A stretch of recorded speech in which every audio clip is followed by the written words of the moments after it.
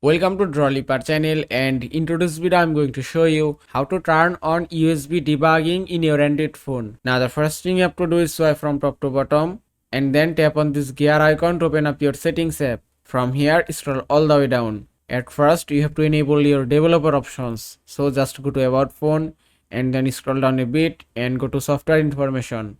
From here just tap on 7 times on build number 1, 2, 3, 4, 5, 6 and 7. Then you have to draw your current pin or pattern.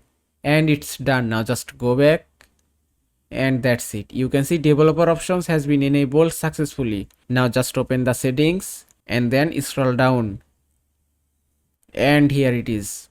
Here you can find USB debugging option. Debug mode is enabled when USB is connected. So just tap here to enable this option. And then tap on OK and it's done. And that is how you can turn on USB debugging in your Android phone. I hope this video was helpful. If it was, please give it a thumbs up and don't forget to subscribe.